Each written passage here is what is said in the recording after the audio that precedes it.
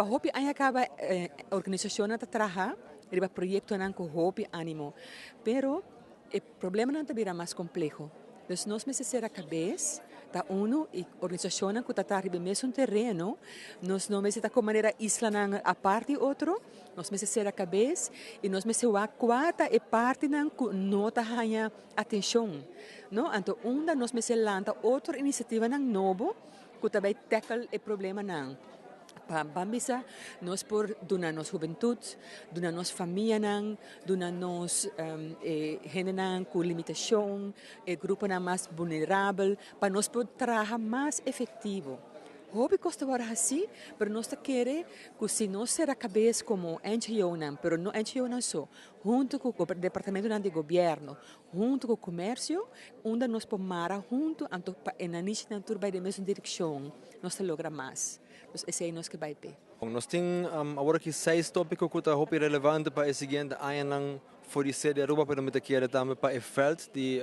NGOs não. Sede Aruba não estipula a prioridade na riba do mês. Nós fazemos uma investigação ampla, nós não fazemos uma investigação riba no mês, nós investigamos o rapport não que agora saca o último ano, nós papia com várias organizações governamental, não governamental,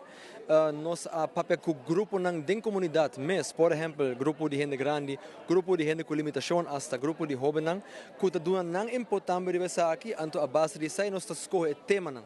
Riba o tema nós também trabalhamos conjuntamente, que nós também queda para cada tema nós também busca a organização junto, dialogar com nós, estipular conjuntamente prioridade não, o aqui que é realístico, o que não, para sobre maneira de vista fundo não está limitado, se derruba por contribuir com o fundo não, nós por buscar fundo não a fo, nós a team up também com o governo. Sede Aruba, que é uma organização, um partner importante do governo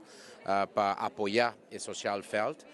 Maneira bom mencionar, 2 NGOs na Aruba no momento não aqui tá trabalha na bem-estar de nossos cidadãos não é intenção que o Sede Aruba está apresentando hoje noite meio plano 2014-2020 tá para tratar de chegar na diálogo, na comunicação e cooperação e finalmente na sinergia de trabalho entre todas as NGOs não, pero sem lá foi partner com o governo, setor privado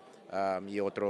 organização. No momento que você tem energia, que você vai preparar o que é feld social, põe junto e redirigir em uma direção, o efeito, o manejo também está mais efetivo e viaja mais, o Ministério também traz arriba a organização aqui, pero banda de organização aqui. Quizás como tracker, quizás como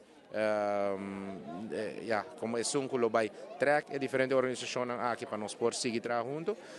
e quizás de outro rol, pero no momento aqui nós mira assim